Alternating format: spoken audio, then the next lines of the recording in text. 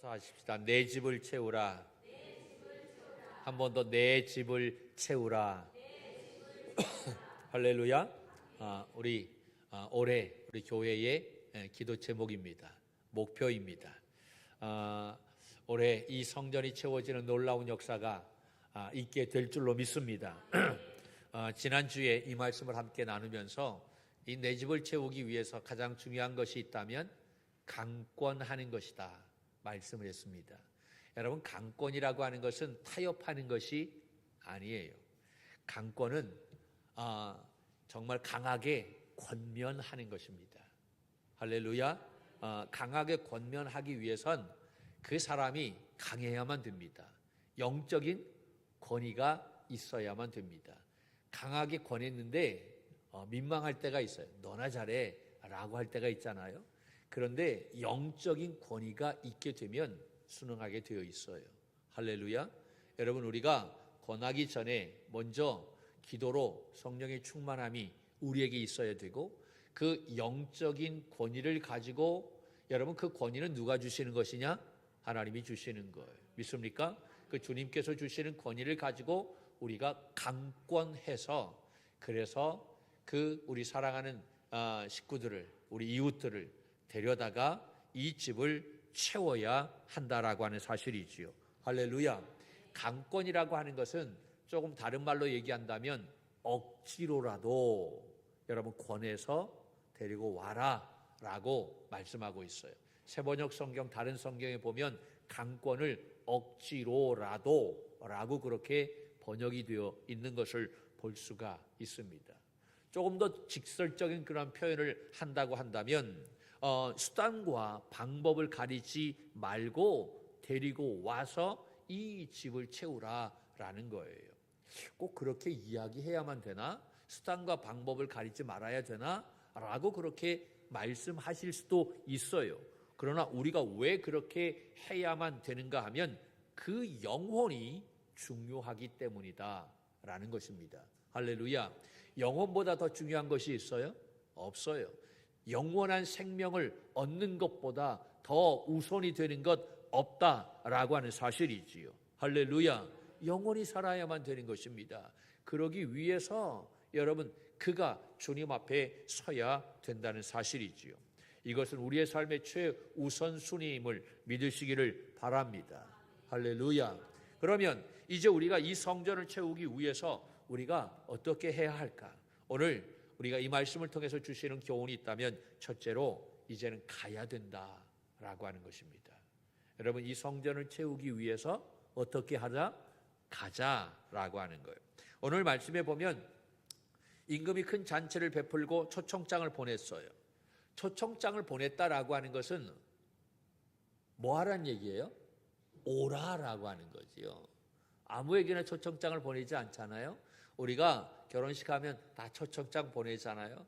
지인들에게 초청장 보내고 내가 이러한 잔치를 하니까 어떻게 하라는 얘기예요? 오십시오 라고 말하는 거예요.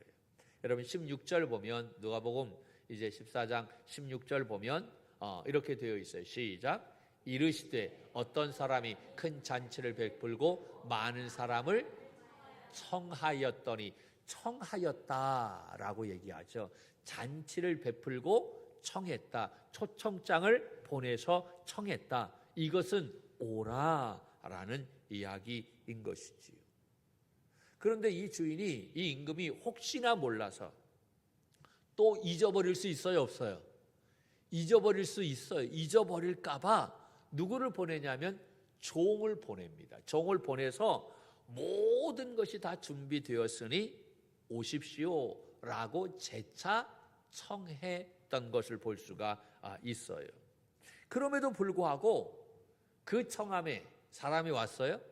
안 왔어요. 한 사람도 오지 않았어요. 그래서 이 임금이 화가 났습니다. 화가 나서 종들을 다 불러 모아가지고 명령하기를 뭐라고 얘기하느냐? 21절 말씀에 이렇게 말하고 있습니다. 같이 볼까요? 시작. 종이 돌아와 주인에게 그대로 고하니 이에 집주인이 노하여 그 종에게 이르되 빨리 시내와 거리와 골목으로 나가서 가난한 자들과 몸 불편한 자들과 맹인들과 서는 자들을 데리고 오라 하니라. 아멘. 할렐루야. 화가 난 이 주인이 임금이 종들을 모아놓고 이야기합니다. 빨리 나가서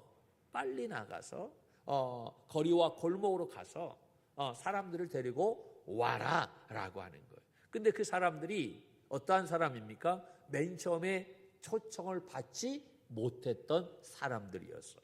가난한 사람, 몸 불편한 사람, 맹인들, 그 다음에 저는 사람들, 이러한 사람들을 데리고 와라라고 이야기했던 거지. 근데 그럼에도 불구하고 자리가 비어 있었습니다. 그러자 23절에 그 주인이 이야기합니다. 23절 시작. 주인이 종에게 이르되 길과 산울타리가로 나가서 사람을 강권하여 데려다가 내 집을 채우라. 아멘. 여러분 맨 처음에는 오라라고 이 초청장을 보내서 정중하게 청했어요. 그리고 혹시나 몰라서 종을 보냈어요. 그래서 모든 것이 다 준비되었으니까 오라고 했던 거예요. 그럼에도 불구하고 여기에 온 사람이 없었던 거예요. 그러자 이제 주인이 오라라고 얘기하지 않고 뭐라고 얘기합니까? 종들에게 가라라고 말하고 있는 것을 볼 수가 있어요. 자, 요한복음 1장 말씀에 보면 빌립이라고 하는 사람이 나오는데 이 빌립이 예수님을 만나게 되어졌어요.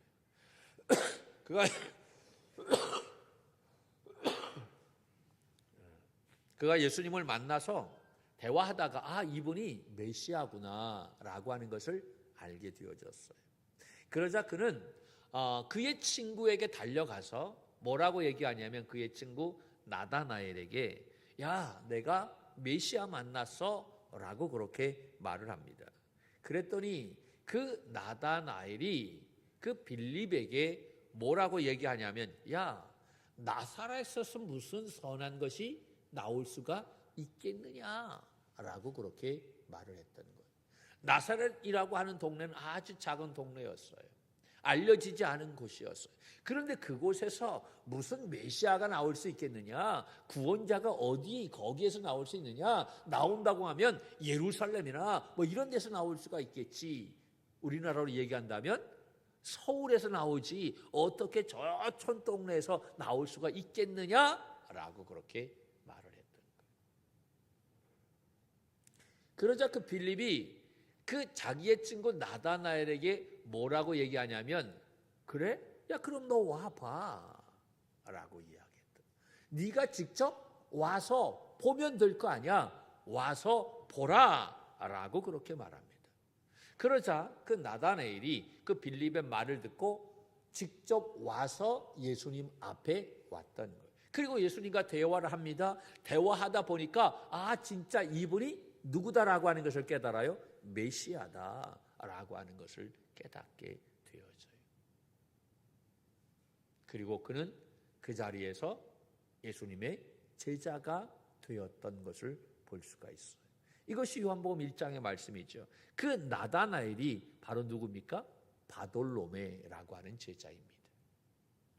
그리고 4장 말씀에 보면 예수님이 사마리아 수가성에서 남편이 5명이나 있었던 여인을 만나게 됩니다. 이 여인은 자기 자신의 모습이 부끄러운 모습이 있었기 때문에 사람들 만나는 것을 두려워했어요. 그래서 그는 이 정오에 낮 12시에 그 햇볕이 쨍쨍 내리쬐는 그때에 물을 구하기 위해서 그 우물가에 갔던 거예요. 그 시간에는 너무나 태양이 강렬하니까 사람들이 나오지 않았던 거예요. 자기의 모습이 부끄러워서 사람의 낯을 피해서 사람들이 나오지 않는 그 시간에 우물에 가서 물을 들어 갔던 거예요. 그런데 거기에서 누구를 만나요? 예수님을 만나게 됩니다. 예수님이 그 여인에게 이야기하죠. 나에게 좀 물 좀 달라라고 이야기하죠. 그러자 그 여인이 뭐라고 얘기합니까? 야, 유대인이 어떻게 사마리아인 나에게 물을 달라고 합니까? 원래 유대인들은 사마리아 사람들을 사람 취급하지 않았어요. 왜냐하면 그들은 신앙을 온전히 지킨 사람들이 아니었기 때문에. 그래서 유대인들은 사마리아 사람들을 짐승처럼, 아니 그만도 못한 사람들처럼 여겼다라고 하는 거예요. 너희들은 배교한 사람들 아니냐? 신앙을 저버린 사람들 아니냐? 온전한 순수한 신앙을 저버린 너희들 상대도 하지 않았다는 거예요. 예수님이 그 여인에게 이야기하자 이 사람은 깜짝 놀랐던 거예요. 당신 유대인 아니냐? 그런데 어떻게 나에게, 사마리아인 이 여인이 나에게 어떻게 말을 시킬 수 있느냐? 그러면서 예수님과 대화하다가 그 여인이, 아, 이분이 메시아구나, 이분이 구세주구나 라고 하는 것을 깨닫게 되어졌던 거예요. 그래서 그가 예수님을 만나고 나서 그가 했던 것이 바로 뭐냐면 자기가 가지고 왔던 물동이를 내던져 버리고 동네로 들어가서 사람들에게 이야기합니다. 내가 메시아를 만났다. 너희들 와 보라 라고 하는 거예요. 이 사람이 정말 그리스도가 아니냐라고 그렇게 이야기했던 거예요. 사람들을 보는 것을 두려워했던 여인이, 사람들의 낯을 피했던 사람이 예수 그리스도를 만나고 나서 그는 담대하게 동네로 돌아가 사람들에게 다니면서 야, 와 봐라, 이 사람이 그리스도가 아니냐. 오히려 그가 담대한 모습으로 사람들에게 나아가서 예수님을 전하는 모습을 볼 수가 있어요. 그 사람들이 그 여인의 말을 듣고 그 동네 사람들이 예수님 앞에 나오게 되었어요. 그리고 그들이 예수님을 만나서 진짜 이분이 메시아임을 깨닫고 이제 그 동네 그 사람들이 그 여인에게 뭐라고 이야기했느냐면 요한복음 4장 42절 말씀에 이렇게 이야기합니다. 같이 볼까요? 시작. 그 여자에게 말하되 이제 우리가 믿는 것은 내 말로 인함이 아니니 이는 우리가 친히 듣고 그가 참으로 세상의 구주신 줄 알미라 하였더라. 아멘. 할렐루야. 그 사마리아 모든 사람들이 예수님을 만나고 그분과 함께 대화하다 보니까 아, 이분이 진짜 메시아구나, 이분이 구세주이시구나 라고 하는 것을 깨닫게 되어졌다는 거예요. 그래서 그것을 알고 이 사람들이 사마리아 이 여인에게 너의 말을 듣고 우리가 예수를 믿는 것이 아니라 이제 이분의 말을 듣고 우리가 예수님이 구주시다라고 하는 것을 알게 되었다라고 이야기하는 거예요. 여러분, 여기에서 우리가 정말 관심 있게 보아야 하는 것이 바로 뭐냐면 우리가 맨 처음에 전도하는 방법이 어떠한 방법이냐면 오라라고 하는 구조입니다.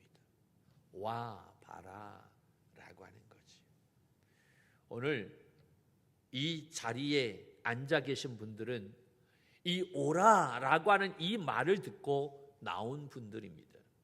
아주 귀한 분들인 거예요. 할렐루야. 예, 굉장히 순수하신 분들인 거예요.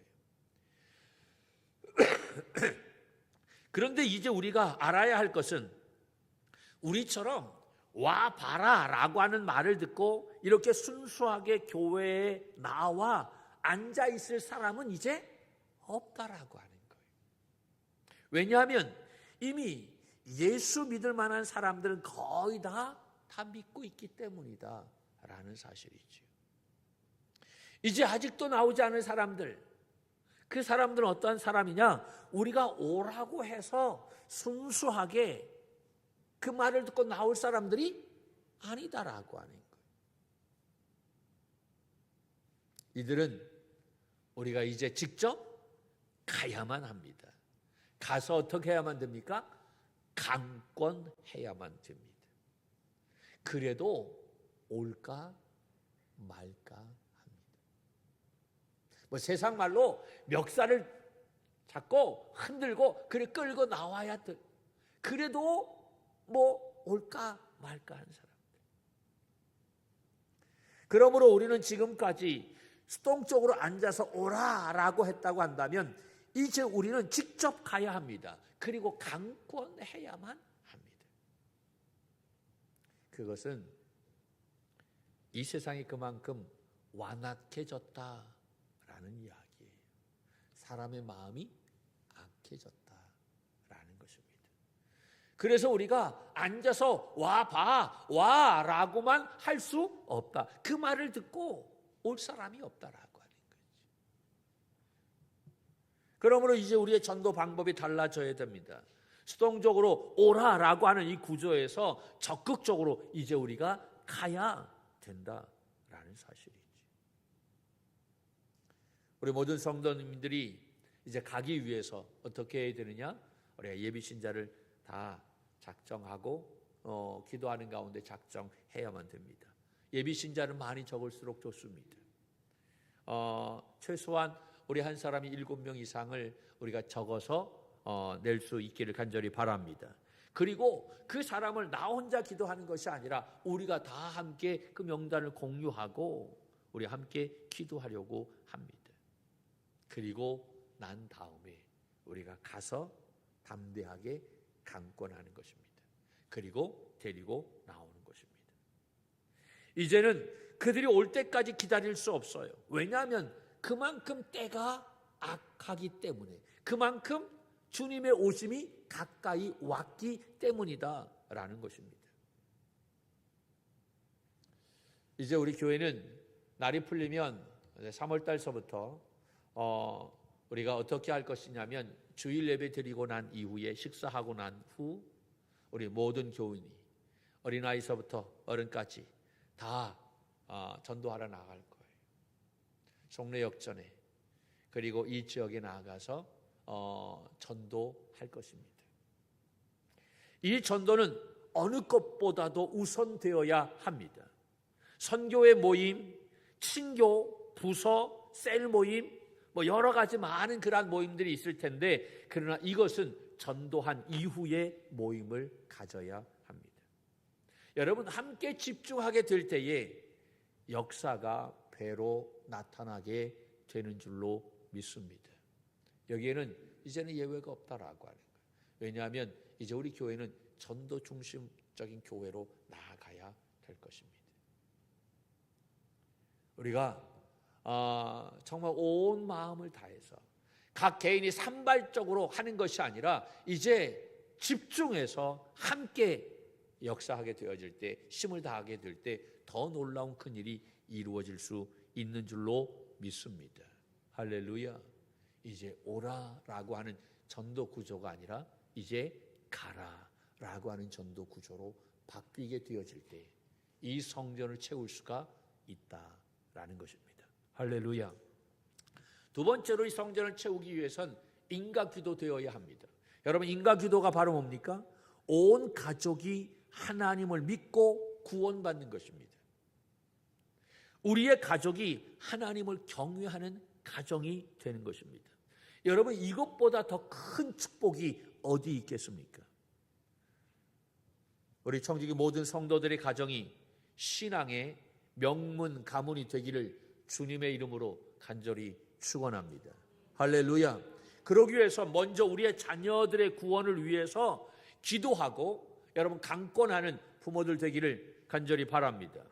여러분, 우리의 자녀들의 신앙을 위해서 이제는 방관해서는 안 됩니다. 그들의 영혼이 달려있는 아주 중요한 문제입니다.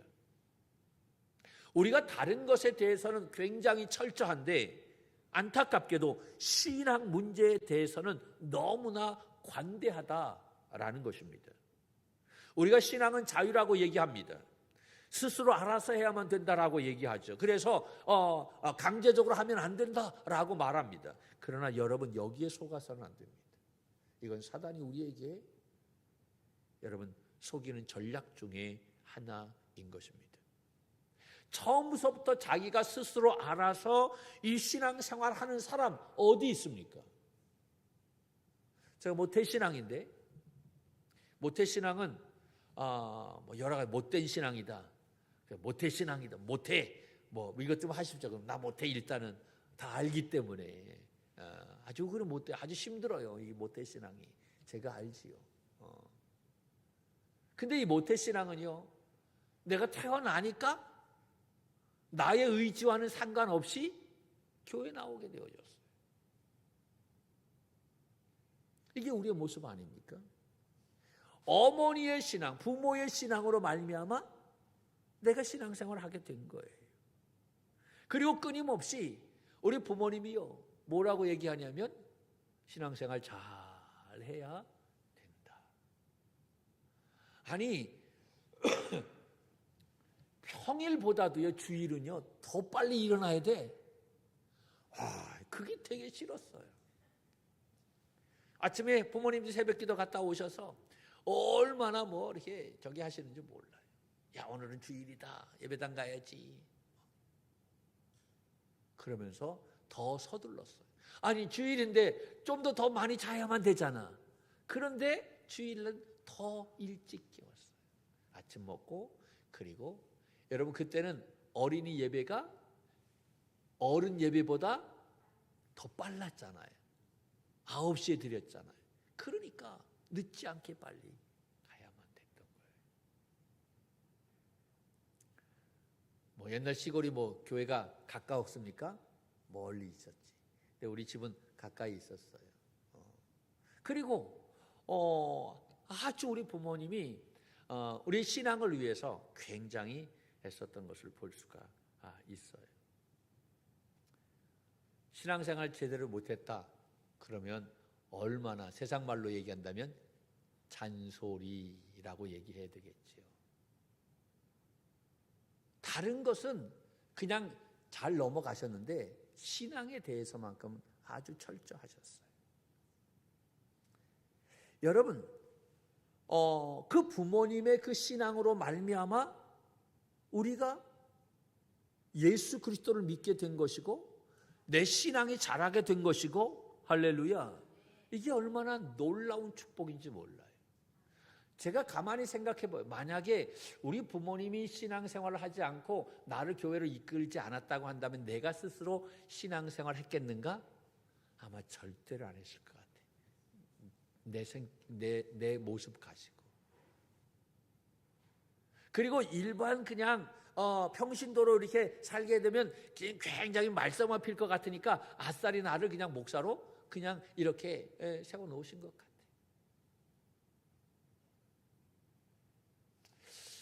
어떤 사람이 이러한 이야기 했어요. 어릴 때 우리 부모님으로부터 나는 신앙적 가스라이팅을 받았다, 그렇게 얘기하더라고. 여러분, 그게 복입니다. 아마 신앙적 가스라이팅, 어떻게 그 단어를 그렇게 사용하는지 모르겠지만 이런 신앙적 가스라이팅을 받았다라고 하면 나만큼 받았을까? 여러분, 그 말은 내 앞에서 하지 마세요. 우리 부모님이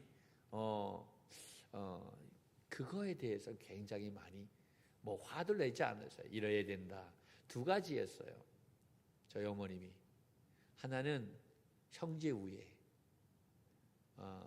동생하고 너 잘해야 된다. 이 콩이라도 반쪽 남겨 먹어야 돼. 이렇게 같이 나눠 먹어야 된다. 또 하나는 신앙의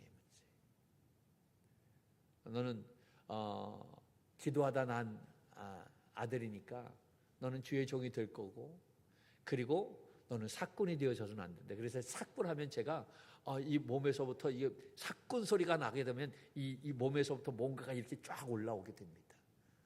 우리 어머니 지금도 저한테 기도하게 하는 사꾼 목사가 되지 않게 하옵소서, 그렇게 기도하거든요. 그래서 예전에 사꾼이라고 하면 굉장히 나쁜 것을 알았어요. 그런데 정확하게 사꾼은요, 자기의 삭을 받고 일하는 사람이에요. 굉장히 합리적인 사람이에요. 그런데 가만히 보면 사꾼 목사도 괜찮은 것 아닌가? 라는 생각이 들어요. 왜냐하면 일하지 않고 받으려고 하니까. 요새 그렇잖아요. 그 어감 때문에 그랬던 것 같아요. 하여튼간 이 두 가지의 문제는 굉장히 많이 말씀하셨던 것 같아요. 그래서인지 모르지만 제가 제 동생을 바라보는 그 마음은요, 남달라요. 그런 것 같아. 그냥 동생이 하면 그냥 그러려니 하고 그런 그 마음이, 그게 어머니로부터 가스라이팅 받아서 그런 것 같아요. 할렐루야. 그렇죠? 그런데 이게 복이다라고 하는 거예요. 신앙적으로 여러분 기도하고 계속 권면하고 그렇게 한다라고 하는 것, 그래서 내가 믿음의 생활을 할 수 있다라고 하는 것, 이것은요 어떠한 복보다 더 큰 축복임을 믿으시기를 바랍니다. 만약에 우리 부모님이 예수 믿지 않았거나 이단에 빠졌다고 한다면 여러분 어쩔 뻔했습니까? 이것보다 더 큰 문제 어디 있겠어요? 우리 그러한 찬양하잖아요. 나의 평생에 가장 복된 일은 내가 예수님을 만난 것이라. 아멘이십니까? 나의 평생에 가장 잘한 일은 내가 예수님을 주로 섬긴 것이라. 할렐루야. 여러분 정말 이것이 가장 큰 축복임을 믿으시기를 바랍니다. 자녀들의 신앙을 위해서 여러분 타협하지 마세요. 자녀들의 신앙이 바로 설 수 있도록 우리가 하는 것, 이것이 우리의 임무입니다. 여러분 우리 자녀들에게 뭘 많이 남겨주려고, 물질 많이 남겨주려고 여러분 그러지 마세요. 그것 가지고 싸워요. 얼마나 싸우는지 모릅니다. 돈 앞에서는 장사 없어요. 신앙을 물려줘야만 됩니다. 믿음을 물려줘야만 됩니다. 우리의 신앙의 가정이 믿음의 명문가가 되기를 주님의 이름으로 축복합니다. 자녀들 신앙을 위해서 강권해야만 됩니다. 할렐루야. 그리고 남편 구원을 위해서 기도 많이 해야만 됩니다. 우리 교회는 남편만 구원받아도요 이 교회 찹니다. 할렐루야. 안 그래요? 우리가 결혼할 때 여러분 어때요? 뜨겁게 사랑해서 결혼한 것 아닙니까? 안 사랑했어요? 그냥 사랑해가지고 됩니까? 결혼이? 뜨겁게 사랑을 해야지. 뜨겁게 사랑을 해서 결혼했는데 안타깝게 살다가 보니까 그 뜨겁게 사랑했던 사람이 무엇으로 변해갔어요? 원수로 변해가고 있어요. 그래서 예수님이 그렇게 말씀하신 것 같아. 원수를 내 몸과 같이 사랑하라. 예수님이 이 말씀하신 것이 바로 이러한 의미에서 말씀하신 것 아닌가라고 하는 생각이 잠깐 들어요. 여러분 원수는 멀리 있는 것이 아니에요. 가장 가까운 곳에 있어요. 그 원수를 사랑해야만 됩니다. 그 원수의 믿음의 구원을 위해서 기도하는 여러분 되기를 주님의 이름으로 간절히 축복합니다. 여러분 이것이 이루어진다면, 우리의 가정이 인가기도 되어지고 믿음으로 세워진다고 한다면 이 성전 채워지는 게 그게 뭐가 문제입니까? 하나 더 말씀을 드린다면 예배가 살아나야만 됩니다. 예배가 살아난다라고 이야기하면 우리 교회 예배가 그렇지 은혜로운 예배가 되어야지. 당연하지요. 그래서 많은 사람들이 착각한 경우가 뭐냐면 더 좋은 교회, 예배가 굉장한 교회, 그러한 교회를 찾아다니는 사람이 있어요. 아무리 그 교회가 훌륭하고 엄청난 예배가 되어진다 할지라도요, 여러분 예배 드리는 그 사람이 다 동일한 은혜 받습니까? 그렇지 않아요. 예배가 살아난다라고 하는 것은요, 우리 교회 예배가 아주 은혜롭고 감동적인 성령의 역사하심이 있는 예배가 되어야 하겠지만, 예배 드리는 우리 각자 그 각자의 예배가 살아 역사해야만 된다라고 하는 거예요. 할렐루야. 내 예배가 살지 않으면 여러분 안 된다라고 하는 거예요. 내 예배가 산다고 한다면 여러분 이 성전이 채워지는 것은 문제가 아닙니다. 그런 의미에서 우리 각자 예배가 살아나야 여러분 우리의 모습이 달라지게 되어 있는. 제가 오늘 책을 읽다가 이렇게 표현되어 있는 책을 읽은 적이 있는데, 거기에 보면 예배가 깨졌다, 영어로 브로큰이라고 이렇게 되어 있더라고요. 이게 뭔가 제가 영어를 잘 몰라서 깨졌다라고 하는 거잖아요. 예배가 깨졌다. 예배가 깨지는 게 뭔가? 그 예배가 깨지는 이유가 바로 뭐냐면 내 마음이 깨졌기 때문이다라고 하는. 너의 마음이 깨졌기 때문에 우리가 예배 드릴 때 그 예배도 깨진다라고 하는 거예요. 여러분 생각해 보세요. 내 마음이 깨졌어요. 깨져 있는 상태에서 내가 예배를 드리는 게 온전한 예배가 되어질 수 있어요? 정말 감동이 되어지는 예배가 될 수 있어요? 이게 쉽지가 않다라고 하는 사실이지. 다음 주에 이 말씀에 대해서 조금 더 나누게 될 텐데 이 축복에 대한 말씀을 통해서 조금 더 구체적으로 이 말씀을 나누려고 합니다. 여러분 그렇다고 한다. 나의 예배가 깨지지 않아야만 되는데, 즉 내 예배가 살아있는 성령의 충만함이 넘치는 예배가 되어야 합니다. 그럴 때 여러분 이 성전이 하나님의 놀라운 은혜로 가득하게 되어지는 거예요.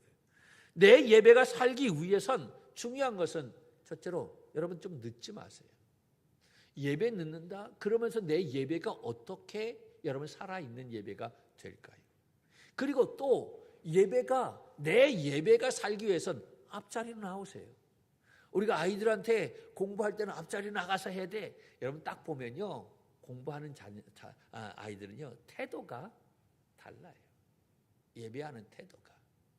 벌써 눈동자가 다르고요. 다르잖아요. 우리는 예배를 본다라고 얘기해요. 예배는 보는 게 아니에요. 오늘 누가 이렇게 잘 드리나? 이게 팔짱 끼고 보는 게 아니라 예배는 하는 거예요. 예배는 드리는 거예요. 할렐루야. 내가 수동적으로 있는 것이 아니라 적극적으로 여러분 참여하는 것이다라고 하는. 성령이 임하면 일어설 수도 있고 두 손 들 수도 있고. 할렐루야. 우리가 그렇게 여러분 예배에 임하게 되어질 때 내 예배가 살아나게 되고, 그 내 예배가 살아나게 될 때 내 영이 충만하고, 그 충만하게 되면 가정이 살고 교회가 살고 여러분 이 나라가 살게 되는 줄로 믿습니다. 내 예배가 중요하다라고. 다른 사람은 은혜 받는데 나는 은혜 받지 못하는 경우가 있어요. 그 예배가 깨진 거예요. 내 예배가 깨지지 않기를 주님의 이름으로 축복합니다. 할렐루야. 여러분 이 성전 채워야만 됩니다. 오라라고 하는 것이 아니라 이제 가야만 됩니다. 그래서 강권해야만 됩니다. 여러분의 자녀들 강권하기를 축복합니다. 그리고 우리의 가정이 믿음으로 세워져야 될 줄로 믿습니다. 우리의 자녀들이 다른 세대가 아니라 다음 세대가 되어야 합니다. 하나님을 경외하는 믿음의 가정, 그리고 나의 예배가 살아야만 됩니다. 내 예배가 살 때 가정이 살고 교회가 살고 여러분 우리 자신이 살아나게 되는 것입니다. 이 성전이 채워지는 것 우리의 기도의 제목이지만 여러분 더 원하시는 분이 바로 누구냐? 주님이 원하신다. 할렐루야. 우리 모두 한 영혼 구원하여 이 주님의 소원을 이루어 드리는 우리 믿음의 종들이 되기를 축복합니다.